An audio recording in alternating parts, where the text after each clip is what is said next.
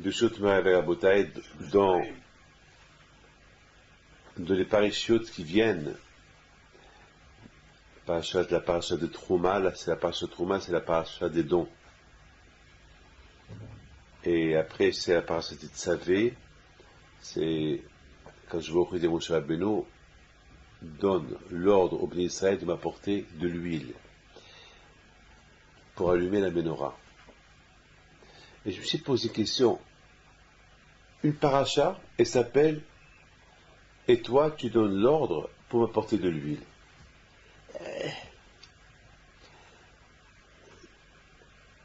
La paracha de Théoma, c'est la paracha des dons. Je demande de Bnei Israël d'apporter des dons pour construire le tabernacle. Et j'ai lu hier soir une chose extraordinaire. J'ai lu le Midrash qui dit. Le Midrash dit une phrase terrible. Et je l'ai lu dans le livre Mishkan Betzael.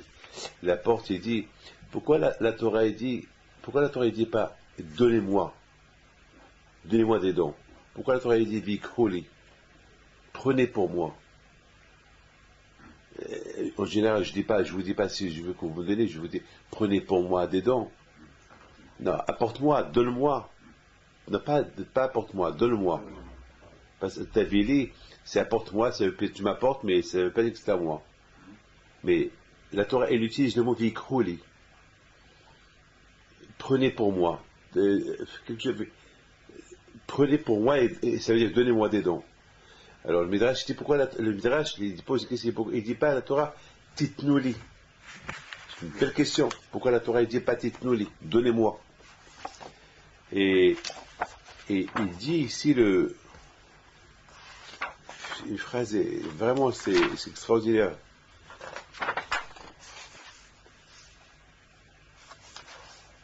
Il dit le Midrash il donne deux réponses. La première réponse est les kahas, c'est du verbe prendre. C'est-à-dire, lorsque vous me donnez, vous allez gagner, vous allez prendre. C'est beau. C'est-à-dire que les kahas, c'est prendre. Lorsque la Torah dit, vous prenez pour moi, c'est-à-dire que si vous me donnez, vous allez gagner plus. C'est comme par exemple, vous misez 1000 francs, vous gagnez 36 000 francs. Comme on dit Asher, Asher, tu fais ton Maaser, comme ça tu deviens riche. D'ailleurs, le verbe Maaser, c'est 10%. Maaser, c'est du verbe dixième.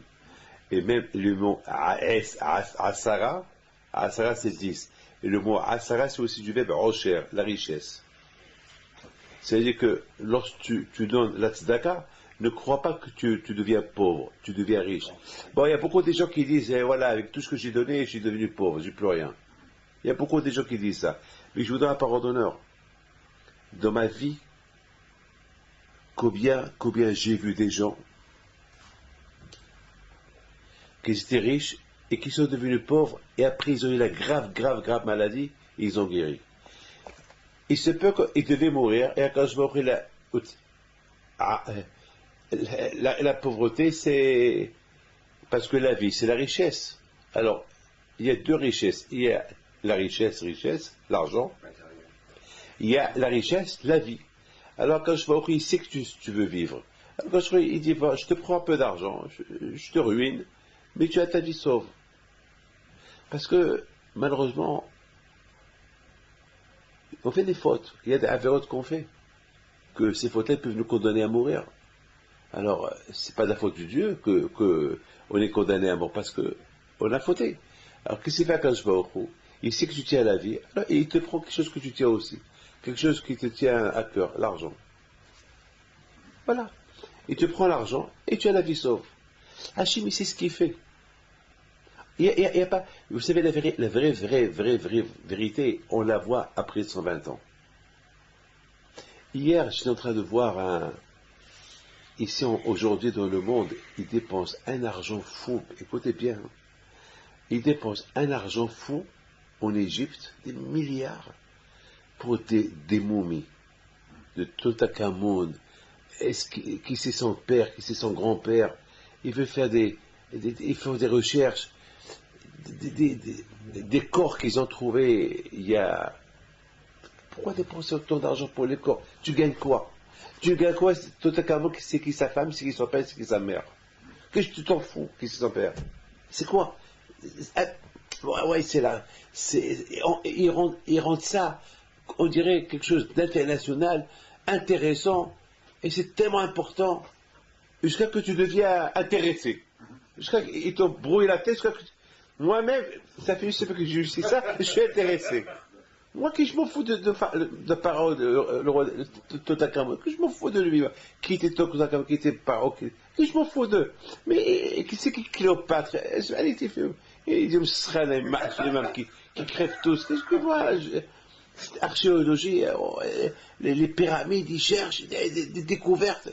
Et maintenant, ils sont en train avec l'ADN, ils sont en train de chercher c'est qui le père de Toutankhamon, c'est qui sa grand-père, c'est qui sa femme, est-ce qu'il y a eu des enfants, est-ce qu'il y a une relation avec tel été qu'ils ont trouvé? Mais que je m'en fous. Tout ça, ça date il y a à peu près 3500 ans. Les gens, ils deviennent tellement intéressés à des bêtises. On ne s'intéresse pas.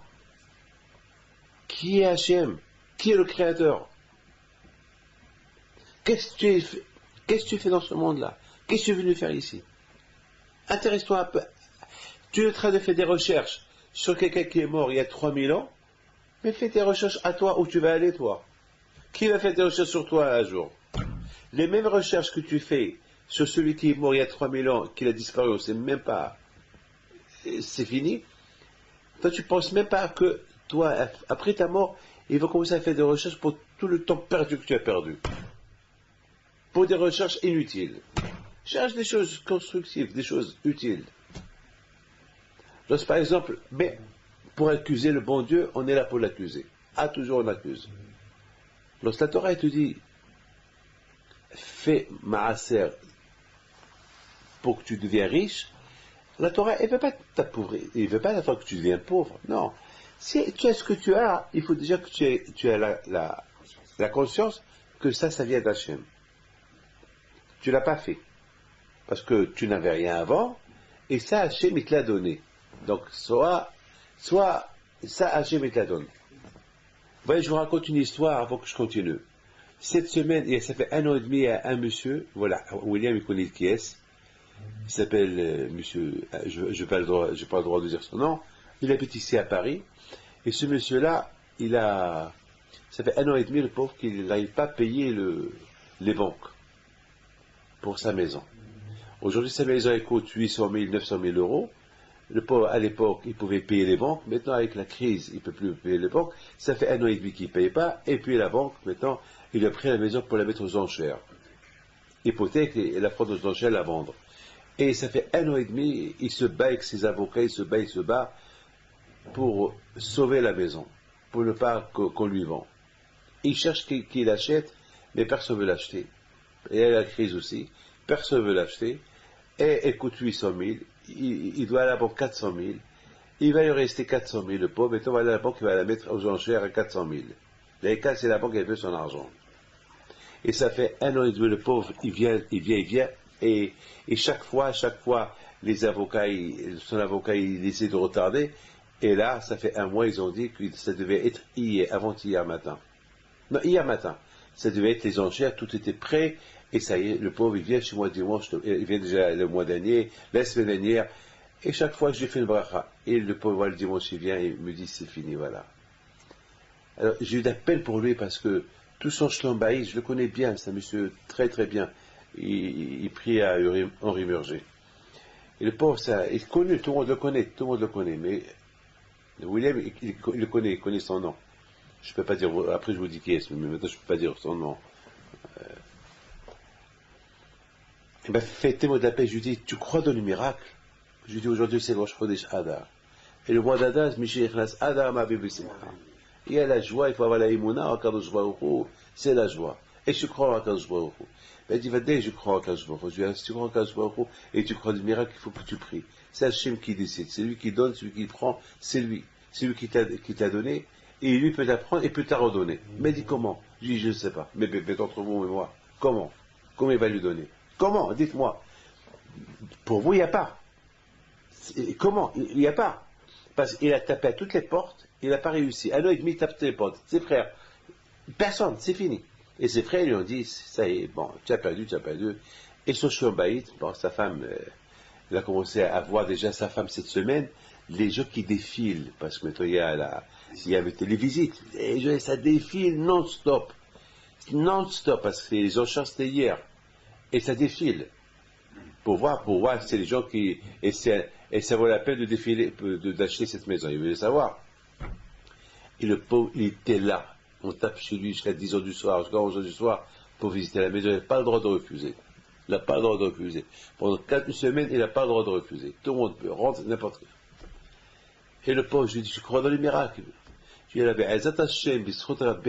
la Torah Kedusha, le mois d'Adar, Hakadosh Baruch Hu. Bon, hier, il me cherchait de partout hier. Hier, j'étais à Lyon, j'étais à Genève, j'étais à gauche, à droite, plein de déplacements. Et à la fin, il m'a eu. Il m'a dit, Rabbi David, Baruch Hashem, il y a eu le miracle aujourd'hui. Et je lui dis, qui vous a prêté l'argent? Il m'a dit, mon avocat. Unexpected, ce que tu ne t'attends pas. L'avocat, il attend à encaisser son argent. Son avocat, il veut gagner son argent. Son avocat, lui, il lui donne l'argent déjà pendant 1 an et demi qu'il le défend.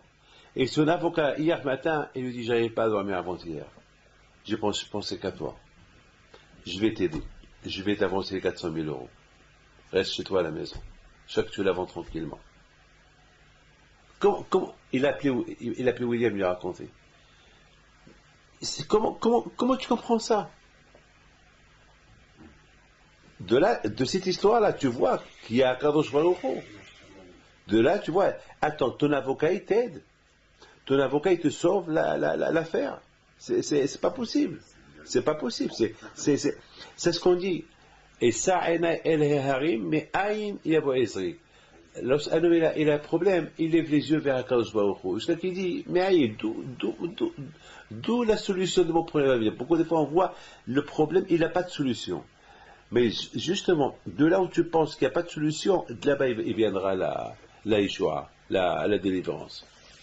Donc c'est Akadosh Baruch Hu le balabay, c'est Akadosh Baruch Hu le propriétaire. Et c'est ça, il ne faut pas avoir peur. Akadosh Baruch Hu dit, ce que tu as, ton bien, c'est ton bien, mais c'est le mien. C'est moi qui te l'ai donné. Alors, tu veux le doubler? Vikhouli, donnez pour moi. Vikhou, si vous me donnez, vous allez prendre, vous allez gagner. Parce qu'en général, c'est quoi le mot lokéah? Je prends. Je prends. Alors que je te dis, en me donnant, tu prends. Ne crois pas qu'en me donnant, tu perds. En me donnant, tu vas encore prendre. Et si jamais tu vois que vraiment tu perds, ne crois pas à ça. Il se peut qu'il y ait une gézéra sur toi, ou peut-être ta femme, ou tes enfants, on ne sait pas quoi. Et au lieu qu'il t'ajoute l'argent et le bien, il préfère te prendre ce qu'il devait te donner pour avoir la vie sauve. Donc c'est la raison pourquoi la Torah dit Vikhouli, la Torah ne dit pas Viknouli. La Torah ne dit pas donnez-moi des dons pour faire le Mishkan. Prenez pour moi. Vous savez, vous me donnez, mais après vous allez prendre pour vous. De toutes les façons, même si Hachem ne me donne pas, le fait déjà que Hachem, il habite avec nous, c'est la plus grande beracha. Parce que le tabernacle que Hachem, il veut qu'on lui fait, c'est pour résider avec nous. Ben, c'est la plus grande beracha. Qu'est-ce que moi je veux d'argent si Hachem n'est pas avec moi? Mais si j'ai l'argent et en plus Hachem habite avec moi, c'est la plus grande beracha que la présence d'Akadosh Baruch Hu, c'est la plus belle chose du monde. Le Akadosh Baruch Hu, il est avec moi. C'est la plus belle chose du monde. Qu'est-ce qu'on peut demander à Akadosh Baruch Hu? Qu'il soit avec nous. On dit, Hachem Imcha Gibraha, que Hachem soit avec toi.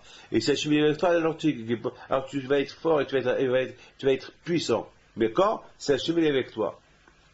Et je vous dis quelque chose d'incroyable, ce que j'ai vu hier. Hier, j'étais à Lyon, et je suis parti pour faire caveau d'un élève à moi, Gabi Daon, qui avait un à son fils. En même temps, le pauvre, sa mère, il est malade, quand on va le faire chez les mains. Alors, j'ai été le voir, et en rentrant chez lui, et il a un gros chien, un chien de garde. Et dès que le chien, il m'a vu, il a commencé à aboyer, parce qu'il y a un étranger qui rentre à la maison, mais il était attaché. Mais dès qu'il a vu son maître, à la baïe, son maître, Gabi Dao, vite il s'est assis, il a commencé à jouer avec sa queue, il était tout heureux, tout content. Et j'ai commencé, et Gabi lui dit, assieds-toi, il s'assoit.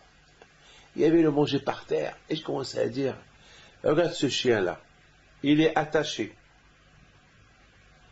il mange par terre, il était dans la boue, parce qu'il a plu. Donc là où il était, il y avait plein de boue. Il était pourri, sale. Il voit son maître et il est content. Mais écoute-moi, moi j'apprends des choses. Hein. Moi, je suis un observateur. C'est ça le problème des gens. Les gens, ils n'observent pas. Les gens, ils vivent dans l'aveuglette. Les buveurs de vin, ils sentent avant qu'ils boivent. Ils goûtent lorsqu'ils boivent.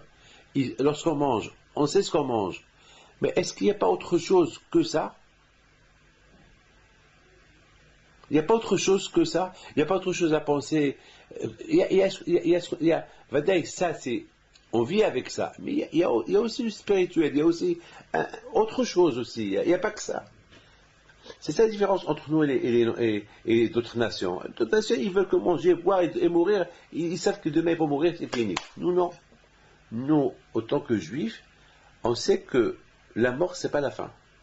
La vie, elle commence après la mort. Alors, pour qu'elle commence après la mort, il faut qu'on goûte qu'est-ce qu'il y a après la mort. Ben, ce qu'il y a après la mort, c'est ou l'enfer ou le paradis. Alors déjà, est-ce que tu sais c'est quoi le paradis lorsque tu vis? Est-ce que tu sais? Non. Ah ben oui, il y a le paradis. Pour moi, c'est la Torah.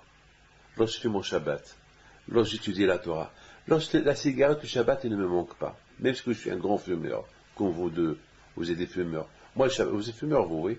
Moi, le Shabbat, moi, avant je fumais un paquet, mais 2 paquets par jour. Je fumais 2. Il y avait un temps que je fumais même 3 paquets.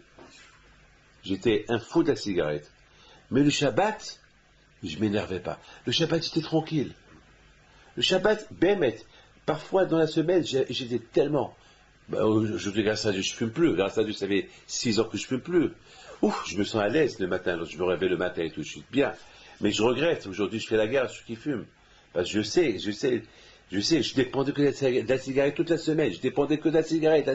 J'étais l'esclave de la cigarette. Un esclave de la cigarette.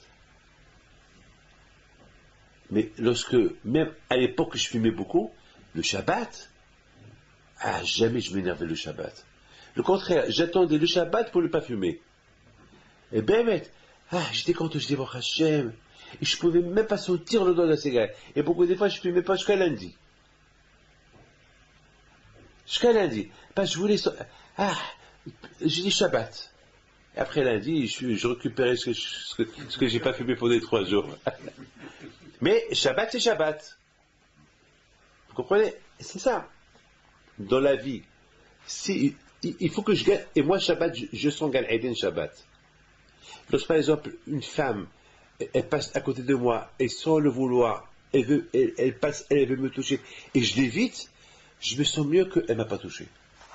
Parce que peut-être il est nida, peut-être je ne sais pas quoi, et je fais ma prière. C'est pas que Dieu préserve que la femme elle est lépreuse, non. C'est pas ce que la Torah m'interdit, c'est tout. Beaucoup des fois, il faut pas. Une fois, je suis parti chez l'ophtalmo, et c'était une femme juive, mais elle n'est pas religieuse du tout. Et je rentre avec ma barbe, elle me dit bonjour, monsieur Pinto. Je lui dis madame, je m'excuse. Alors, elle s'est sentie blessée. Elle s'est sentie vraiment blessée. Elle m'a fait une tête à ne pas oublier. Ah oui, elle m'a fait une tête. Elle m'a fait une tête. Elle s'est sentie blessée. On dirait que j'ai coupé le bras. Bon. À un moment donné, elle me dit alors, je dois vous ausculter. Il faut que je fais quoi? Je dis non, madame, vous m'auscultez, je fais à vous. Voilà ma tête. Faites de ma tête ce que vous voulez. Alors elle s'assoit, je m'assois en face. Exprès de me toucher le visage, exprès de me toucher la barbe, exprès. Je disais rien du tout, j'ai rien dit. Elle touche, bon après elle me sculpte. À un moment donné, elle me dit, mais je comprends pas, je vous donne mes mains pour les serrer, vous me dites non. Vous ne touchez pas les femmes. Et vous m'avez laissé toucher vos yeux, votre visage. Je dis, madame, vous êtes médecin. Lorsqu'on vient chez un médecin, on appartient au médecin. Le médecin fait de nous ce qu'il veut. Parce que sinon, on ne serait pas venu chez vous. Mais lorsque on vient en tant qu'individuel, ça c'est autre chose. Lorsque je suis rentré, c'était le salut, le bonjour, je vous respecte madame, mais ça c'était pas possible pour moi de le faire, de vous saluer. Mais pour m'ausculter, c'est autre chose. Madame, je lui dis, j'étais à l'hôpital plusieurs fois dans ma vie. Et c'est des, comment ça s'appelle, c'est des infirmières qui me font les piqûres, c'est des infirmières qui... Mais il y a des choses que, par exemple, pour me prendre ma douche, tout ça, je pouvais le faire tout seul, ou il y avait un de mes élèves, ou il y avait un homme, c'est pas une femme. Lorsque je peux m'arranger sans être touché, je le fais. Mais si j'ai pas le choix, j'ai pas le choix. Je dis, il y a des exceptions. La Torah n'est pas, il y a certaines choses qu'elle permet, et certaines choses qu'elle ne permet pas. Mais je vous donne la parole d'honneur. Lorsque, par exemple, on veut faire, je vous donne un exemple. Quelqu'un qui veut voler, et à la fin, il n'a pas volé. Et il se sent bien. Après, il dit, ah ben, je suis content que je n'ai pas volé. Est-ce qu'on a vu quelqu'un qui l'a volé, qu'il est content une fois qu'il a volé? Jamais. Il y a beaucoup de gens qui fument Shabbat, ou qui mangent un McDonald's, ou qui n'est pas cachère, et à la fin, il regrette. Il va pas être content.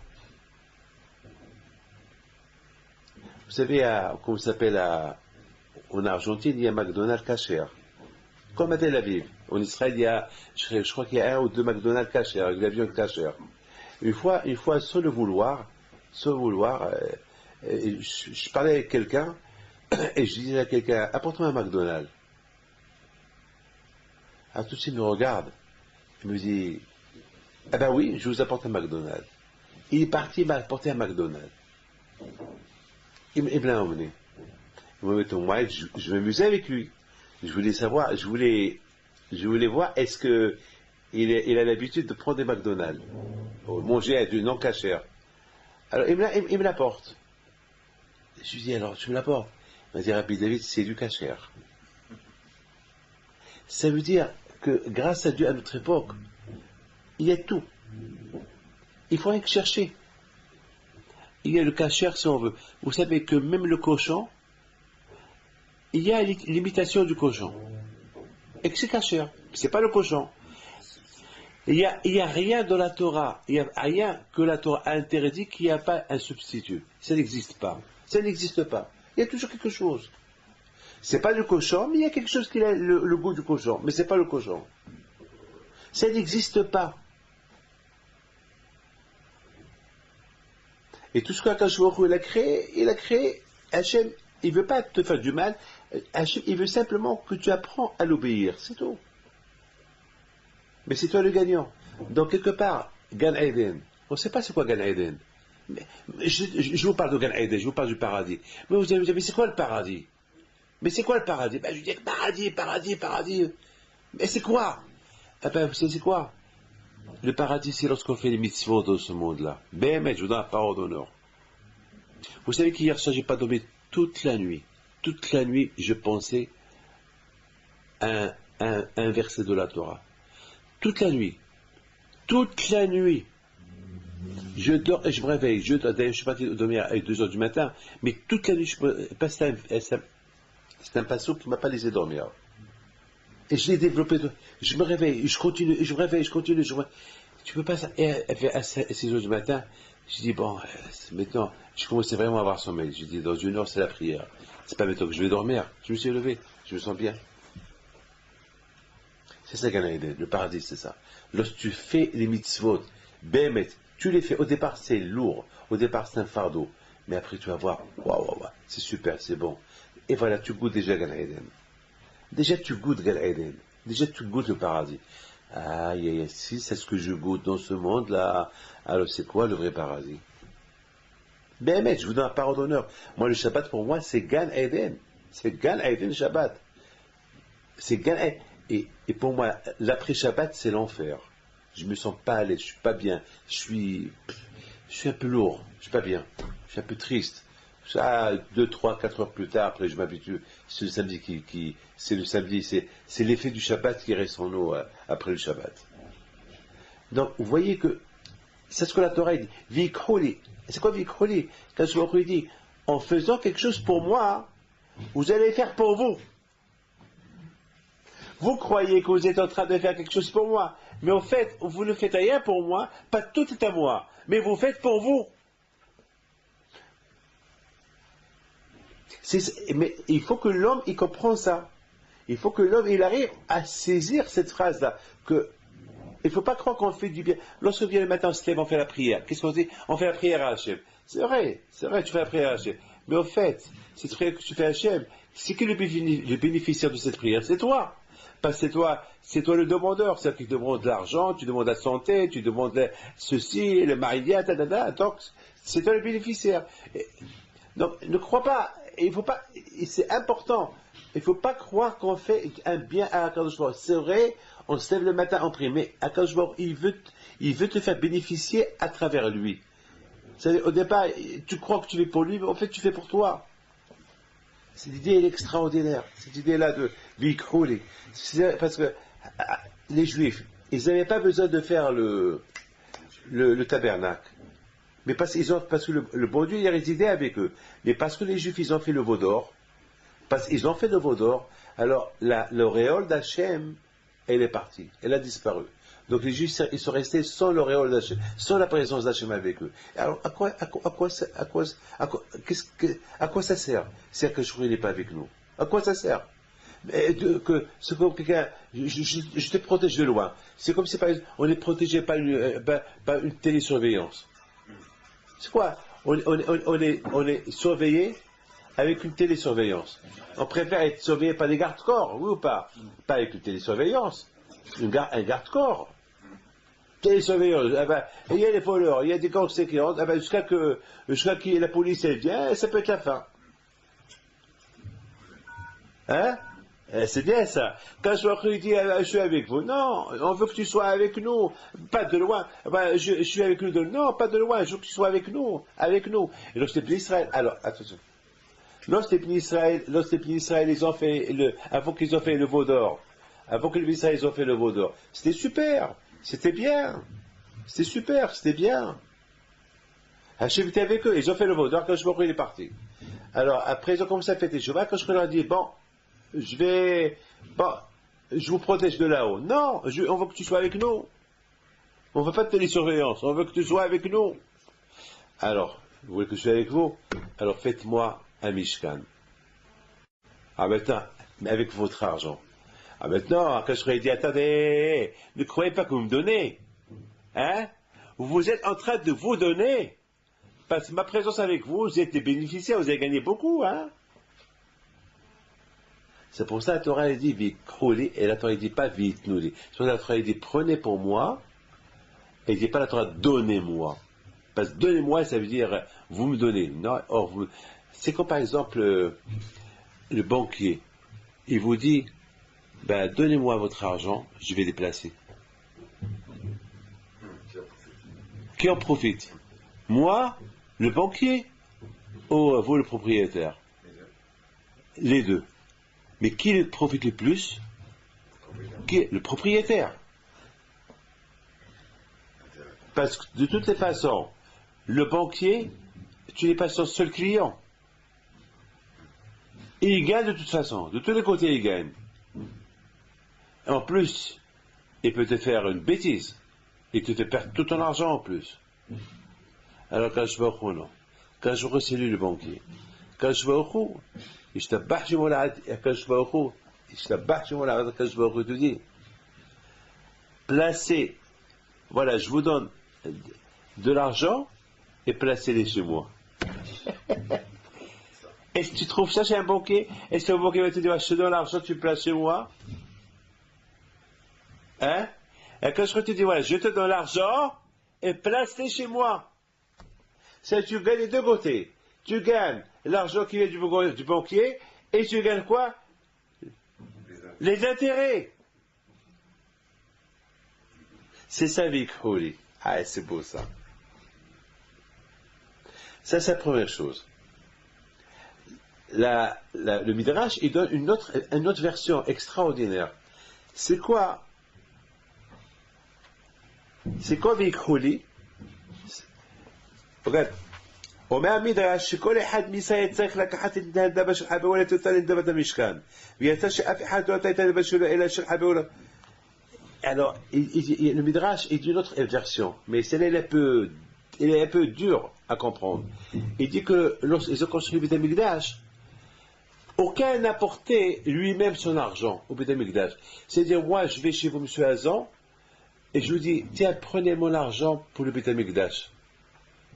Et toi, tu me disais, alors toi aussi, prends mon argent au Beth Amikdash. C'est ça, mon vikhu. Prenez de l'autre. Chacun prenait de l'autre. Et c'est bizarre. Pourquoi ça? Pourquoi c'est pas chacun, il prend? Pourquoi moi je prends le tien, toi tu prends moi je prends le tien, toi tu prends le mien, ou bien moi je prends le tien, et après je donne le mien à M. le Torjman, allez au Pédamigdash. Pourquoi ça? Pourquoi pas? C'est bizarre. Pourquoi vous avez compris? Pourquoi c'est pas moi qui ai appris? C'est pas dit Vikhu, prenez pour moi de chez l'autre. Et le tien, tu le donnes à l'autre qui l'apporte.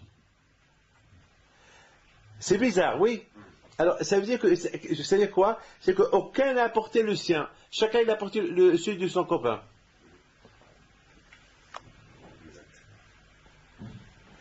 Une phrase extraordinaire.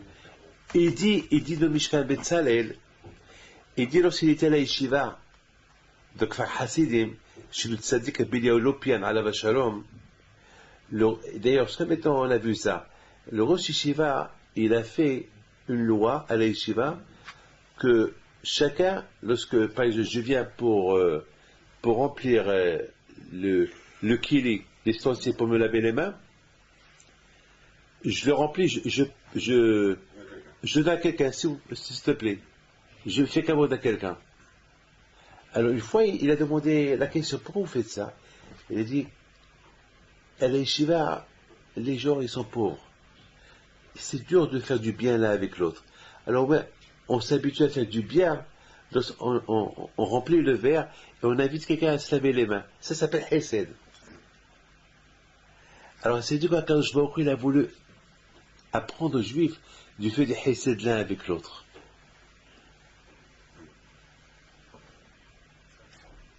Hesed.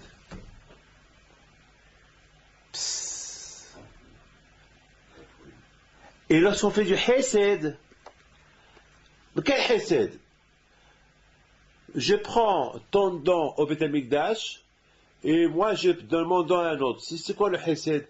Eh bien, le Hesed, le fait déjà que je prends quelque chose qui ne m'appartient pas pour le Beth Amikdash, ça s'appelle du Hesed.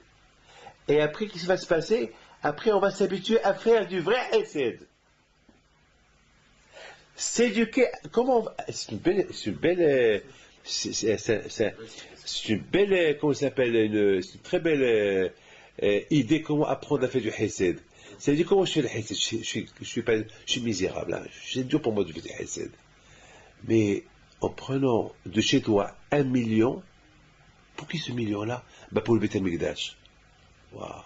Il a donné 1 million pour le Beth Amikdash. Et moi, j'ai donné que 10 francs pour le Beth Amikdash. C'est pas normal. Et l'autre vient. Tu sais combien il a donné Yaakov au Beth Amikdash? Il a donné 500 000 francs. Et l'autre, il a donné 1 million. Et toi, combien tu as donné? Moi, j'ai donné 10 francs. Et moi, j'ai donné 20 francs. C'est pas normal, c'est pas logique. Il faut faire un peu plus. C'est beau, hein? Apprendre à faire du Hesed. C'est pour ça, d'un côté, parfois il y a des ventes aux enchères, lorsqu'on fait la tzedaka aux enchères, la meilleure chose c'est de donner le don en cachette. Mais de l'autre côté, ça va, de l'autre côté, c'est vrai, d'un côté c'est bien, mais de l'autre côté, ça arrive à ce qu'on ne va pas chauffer les autres à faire la tzedaka. C'est pour ça, parfois, c'est important que quelqu'un, il donne, même que les gens vont le voir, c'est pas grave. Pour que ça pousse les autres à donner. Stimuler les autres, parce que beaucoup des fois, peut-être tout le monde se tait. Il faut qu'il y ait toujours un archon, il y a toujours un qui commence. Même avec une petite somme, il faut qu'il y ait un qui commence. Peut-être au lieu que je donne 10 000 francs, ah ben je vais donner 1000 francs. Après je donnerai les 9 000 francs. Mais au moins j'ai donné 1000 francs en public. Bon, peut-être les gens ils vont dire, bon, nous aussi on va donner 1000. Ou 500. Hesed. C'est la raison pourquoi la Torah dit Vikhouli. Vikhouli. Donc on a expliqué deux façons. Mais maintenant, ça c'est beau ça. Mais maintenant moi, c'est la paracha Tetzavé qui m'inquiète. Dans la paracha Tetzavé, elle m'inquiète cette paracha. La paracha, elle s'appelle Tetzavé, pourquoi? Parce qu'elle parle de quoi? Elle parle. Et Moshe, tu vas ordonner les Israël d'apporter de l'huile. J'ai pas compris. J'ai pas compris. Est-ce que pour l'huile, on va faire une paracha? On va appeler une paracha, on va donner à une paracha un titre qui s'appelle Tetzavé. Elle parle de quoi? Elle parle de l'huile. Dans la paracha Teruma, elle s'appelle Teruma parce que ça parle des dons. Il y a beaucoup de choses qu'on a expliquées. C'est que donner des dons à Kadosh Baruch Hu, c'est se donner soi-même. Hein? Et il y a aussi une très belle explication que pourquoi la Torah dit Vikhu pas Vikhu, parce qu'on apprend du Hesed. Parce que Kadosh Baruch Hu, il veut que chacun il apporte le don de l'autre pour la construction de Beit HaMikdash, pour que chacun il apprend à chacun il s'habitue à donner. Ah, voilà, je donne. C'est-à-dire, ouais, je te donne pour que tu donnes. Vous parlez de la paracha, vous savez, apportez-moi de l'huile, donnez-moi de l'huile. C'est par rapport à la fête de Pourri? Non, on parle de la construction du temple. Qu'est-ce qu'on avait besoin pour le temple? Pour le temple, on a besoin de l'argent, de l'or, du cuir, du cuivre, du tissu, enfin, du bois, beaucoup de choses. Des femmes qui vont travailler, des ouvriers, des donateurs, de l'argent. Mais d'accord, on comprend. Pourquoi la paracha ne s'appelle pas Aaron? Aaron, c'est quand même c'est l'arche. Pourquoi elle parle pas? Elle parle de l'huile. Parce que l'huile, donc avec quoi allumer la menorah? Ouais, mais attends, d'accord. Ou bien pourquoi la Torah elle parle pas de la. Pourquoi la paracha ne s'appelle pas menorah? La paracha. Pourquoi cette paracha elle s'appelle. Ou bien pourquoi la paracha ne s'appelle pas Bigdei Aaron? Parce qu'on parle aussi des vêtements d'Aaron. Les vêtements du Kohen Gadol, ils sont splendides, ils sont spectaculaires, ils sont super beaux. Pourquoi on ne parle pas de ça? On parle, et toi, Moshe, on doit d'apporter de l'huile. Ah, de l'huile pure. Ah, une paracha s'appelle l'huile, c'est un peu bizarre. C'est ça. Alors, écoutez bien ce que je vais vous dire. Vous savez que,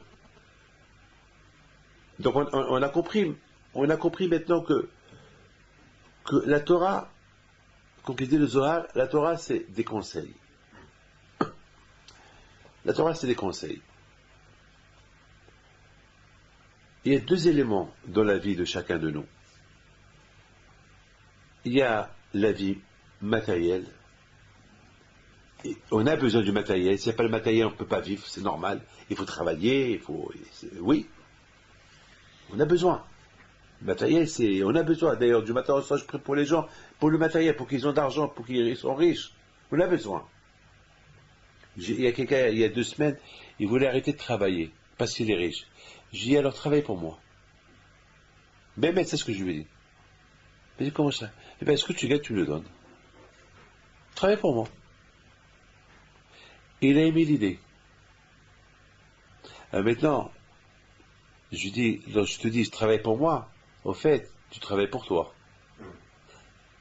Parce que, en me donnant, tu te donnes. Mais, si tu arrêtes de travailler, tu vas devenir fainéant. Alors, continue à travailler. Après, il m'a dit, bon, je commence à travailler pour vous. Je dis, non. Si tu travailles pour moi, après, tu vas pas avoir un but. Le but, c'est de travailler pour toi, et tu me donnes ce que tu peux. il faut que tu gardes ton but. C'est important pour la psychologie de la personne qui travaille pour soi. Pas pour moi, pour soi. Et ce que tu me donnes, tu me donnes. Donc, on a besoin, et il y a deux vies dans la vie. Il y a la vie matérielle, qui est importante. Il y a aussi la vie spirituelle, qui est importante. La vie spirituelle est très importante, très très importante. La paracha de Teruma, elle parle beaucoup de l'argent, les dons. Elle parle un matériel qu'on le rend spirituel. Vous savez qu'il y avait une peau, il y avait un animal qui n'existait pas, et Akadosh Baruch Hu, il a créé uniquement pour construire le Mishkan. On avait besoin de cette peau-là. C'est la folie. Il y avait un animal, Hachem, il a créé un animal uniquement pour sa peau, pour l'or. Et de là, j'ai dit une fois que Akadosh Baruch Hu peut créer des nouvelles créations lorsqu'on a besoin. Lorsqu'un homme il est dans le besoin, Akadosh Baruch Hu va créer comme l'histoire que je vous ai racontée, l'avocat. Qui peut imaginer qu'un avocat, il vient te défendre et c'est lui qui te sauve la vie? C'est pas possible. Akadosh Baruch Hu, il peut créer des nouvelles créatures à chaque moment et à chaque instant. De l'inattendu, il peut arriver avec Akadosh Baruch Hu, avec l'aïmoun Akadosh Baruch Hu. Donc la paracha de Teruma, elle parle du matériel, elle parle on a besoin du matériel, avec ce matériel-là, on le rend spirituel. Comme j'ai expliqué ce matin, j'ai expliqué, l'homme, il mange. Pourquoi il mange? Il dort. Pourquoi il dort? Parce qu'il mange pour être en bonne santé. Il dort pour être en bonne santé, pour servir à Kadosh Baruch Hu. Si la Esther Shemala, tu ne veux pas servir le bon Dieu. C'est la raison pourquoi à Purim, on fait la Séouda Purim, la Séouda du manger. On mange. Pourquoi? Parce que Haman, il a voulu tuer le corps. Parce que Haman, et ce corps-là, à quoi sert l'âme sans le corps? Parce que l'âme, à quoi sert l'eau sans le contenant? Il faut, par exemple, ta femme, elle veut boire. Si tu n'as pas une bouteille, tu n'as pas un verre, et tu as l'eau, comment tu vas prendre l'eau? Voilà, de loin, tu es en train de voir ta femme crever déjà. Comment tu vas faire? Tu vas prendre avec tes mains. Soit que tu arrives chez elle, l'eau est déjà parti. Alors quoi? Il faut quelque chose. Il faut un kili. Donc l'âme aussi, elle a besoin du corps. L'âme, elle a besoin du corps. S'il n'y a pas le corps, l'âme ne peut rien faire. C'est le corps c'est lui qui fait le travail pour que la neshama elle peut en profiter. Donc Haman, il voulait tuer le corps. Et si tu tues le corps, donc c'est fini. Il n'y a plus de mitzvot, il n'y a plus de Torah, il n'y a rien. Donc c'est la raison pourquoi le corps est remercié à Kadosh Baruch Hu. Le corps est remercié à Kadosh Baruch Hu que Haman il n'a pas tué. C'est pour ça on mange et on boit à Purim. On mange, on boit à Purim. On réjouit le corps qu'il est encore vivant, qui peut servir à Kadosh Baruch Hu.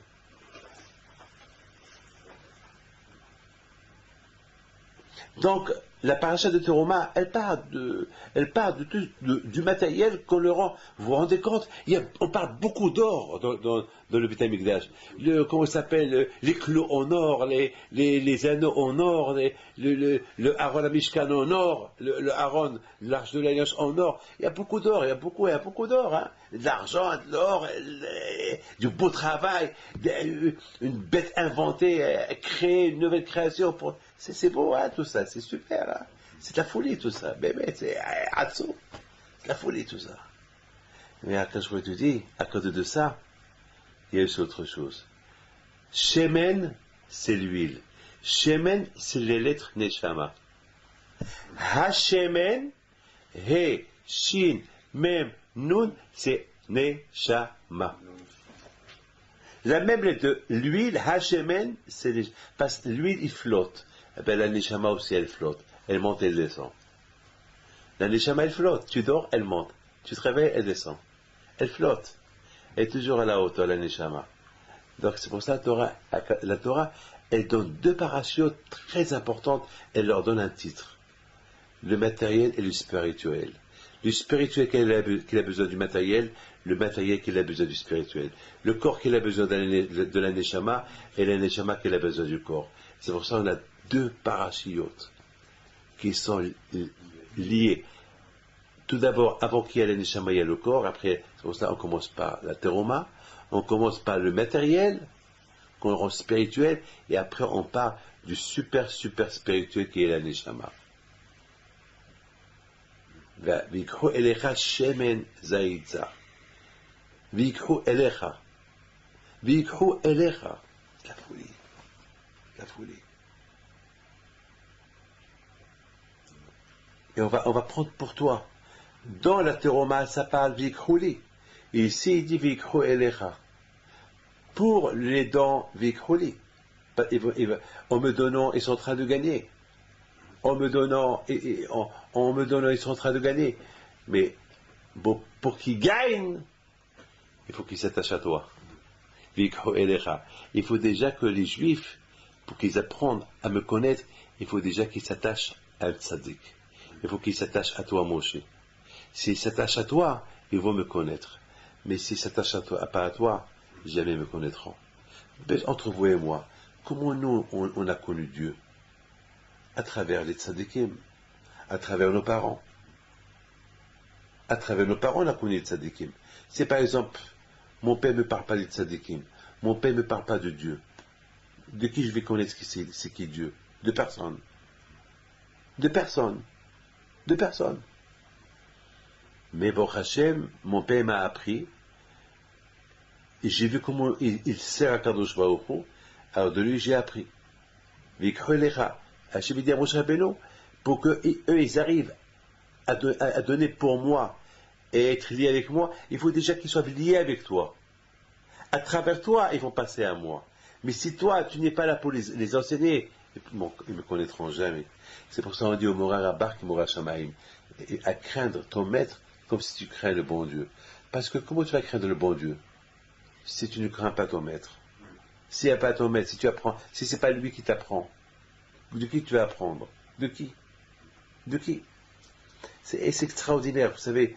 Et je termine avec une phrase. De la paracha qui dit ça, c'est la paracha de Mahatzit Shekel. Et je termine avec ça. C'est écrit que Moshe Rabbeinu, il dit à Kadosh Baruch Hu, dis-moi Hachem, comment les Juifs, ils vont se rappeler de moi un jour? Hein? C'est beau ça. Alors Kadosh Baruch Hu lui dit, à travers Mahatzit Shekel, donc ils vont donner la moitié du shekel. Alors ici, dans les Mishraï B'Israël, il pose une question. Quel rapport? Je dis à quelqu'un, comment tu vas te rappeler de moi? Il va me dire, et je lui dis, il lui dit, alors à travers les Mahatzit Shekel, mais quel rapport à travers l'argent, ils vont se rappeler de Akash Baruch Hu, ils vont se rappeler de Moshe Rabbeinu. Pourquoi Moshe Rabbeinu, c'était quoi? Il s'appelait argent? Il s'appelait shekel ou quoi? Pourquoi lui s'appelait shekel? Quelqu'un qui s'appelle dollar, et il dit au bon Dieu, comment ils vont se rappeler de moi? Et les Juifs vont dire, il y a toujours des dollars, chaque fois qu'ils vont voir donner, ils vont penser à toi. Je comprends. Mais quelqu'un mais Moshe Rabbeinu, c'est le symbole de la Torah. Le symbole de la Torah, et il dit, comment on va se rappeler de moi? Au lieu que je lui dis, à travers la Torah, ils vont se rappeler de toi. Et il dit, non, à travers les Mahatzit Shekel.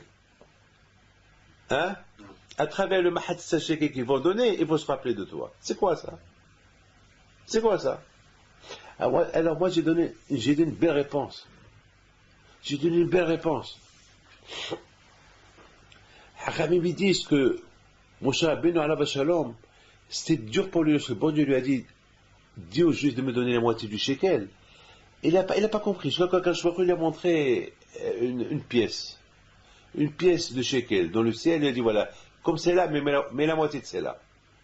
Alors tout le monde pose la question, quand Moshe Rabbeinu, il ne sait pas c'est quoi un shekel? Mais Moshe Rabbeinu était un roi. On dit que Moshe Rabbeinu était le roi de Couche. Et il était roi là-bas pendant 40 ans.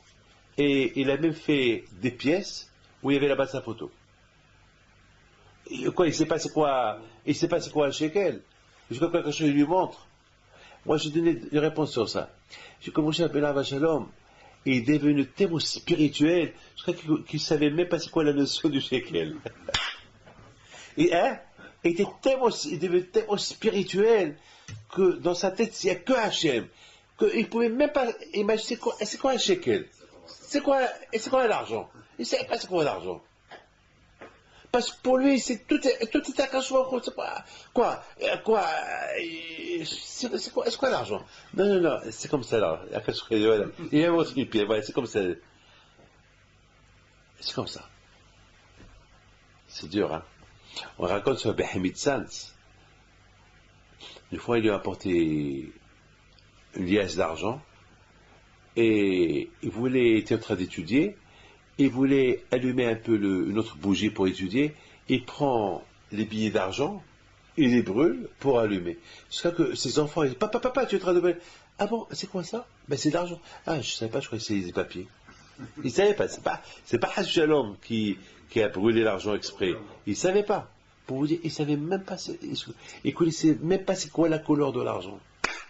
La Behamid Sans Alav Shalom. Il ne savait pas. Nous, dès qu'on voit un billet, on sait c'est de l'argent. On sait c'est de l'argent. Mais lui, il ne savait pas. Pour vous dire, il est tzadikim. Ah, maintenant, on voit qu'on champion à la Shalom. Il était loin de la notion de l'argent. Pour ça que je vais montrer. Mais pour la deuxième question, la première question que j'ai posée, comme champion, que Mishka Beta, il dit, quel rapport? Il dit, comment il faut se rappeler de moi? Il dit, vous savez c'est quoi la réponse? Vous allez aimer la réponse. Elle est super, mais je ne vous la dirai pas.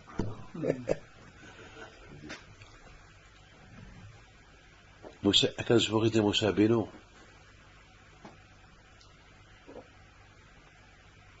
les bénis Israël,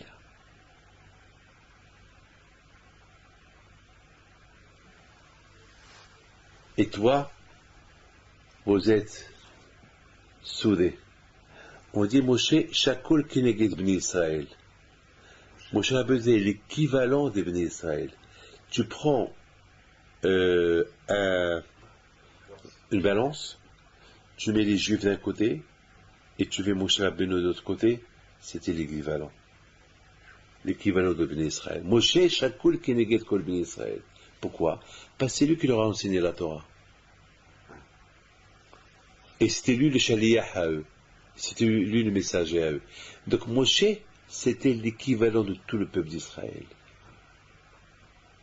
C'est l'équivalent. Alors, prends 2 pièces, le même poids, et tu les mets dans une balance, eh bien, ça ne bouge pas. Quand je vous dis à Moshe Rabbeinu, tu es leur moitié. Vous avez compris? Quand je vous dis, tu es leur moitié. Par la moitié du shekel, il faut se rappeler que toi, tu es leur moitié. Alors, puisque tu es leur moitié, ça va former une pièce. C'est beau. C'est ce que j'ai pensé ce matin. Quand un homme et une femme, la femme, toujours on dit, la femme c'est la moitié de l'homme. Et l'homme c'est la moitié de la femme. Lorsqu'ils sont ensemble, ils forment une pièce, ils forment une personne. Ils forment une personne. Les bénissants, ils sont la moitié de la pièce. Moshe Rabbeinu est la moitié de la pièce. Alors c'est que nous tous, toujours nous, on est la moitié. Alors comment va être une pièce? Alors lorsqu'on va se rappeler automatiquement de l'autre moitié à nous. C'est qui? Moshe. Alors c'est pour ça qu'on donne Mahatzit à shekel. En donnant Mahatzit à shekel, lorsqu'on donne la moitié du shekel, on pense toujours à l'autre moitié, qui est Moshe Rabbeinu, qui est la Torah. Et pour que nous, on soit parfaits, il nous faut la Torah pour être une seule pièce. Parce que Moshe, c'est la Torah. Zichru Sefer Torah Moshe Avdi. Moshe Rabbeinu, c'est l'équivalent de la Torah. J'ai raconté, il y avait quelqu'un qui vient chez moi et il me dit, Rabbi David, vous avez prié pour moi pour que je me marie, voilà mon moitié. C'est là mon moitié. Et j'ai aimé la phrase, c'est là mon moitié. Alors je lui dis que pour qu'elle soit ta vraie moitié, il faut respecter Torah et Mitzvot. Pour qu'elle soit vraiment ta moitié, il faut que tu respectes Torah et Mitzvot. Hier j'étais à Genève. Je ne peux pas vous dire le nom de... J'étais voir 2 malades. Très graves. Très graves. C'est la famille El Malem. Vous savez, habiter à Genève, ça coûte cher. Et ses parents, de ce monsieur El Malem, c'est lui qui s'occupe de ses parents. Et ça fait maintenant, je crois, 8 ans, 9 ans qu'ils sont malades. Mais j'ai jamais vu quelqu'un qui fait Kibbout Avaim comme lui et ses frères, aux parents. Jamais vu ça. Jamais vu ça. Les gens, malheureusement, lorsque les parents sont malades, ils vont se débarrasser des parents pourvu que... Et là, j'ai appris hier, même hier, j'ai dit, voilà vraiment la moitié. Parce que les enfants, ça fait partie de la moitié des parents aussi. À quoi ça sert les parents sont les enfants, et à quoi ça sert les enfants sont les parents? L'ensemble, ça forme une pièce, ça forme un tout. En plus, hier, le pauvre, le fils, comment il pleurait hier, en voyant son père et sa mère malades. Vraiment, il pleurait comme si on vient de lui annoncer leur maladie, alors que ça fait 8 ans qu'ils sont malades.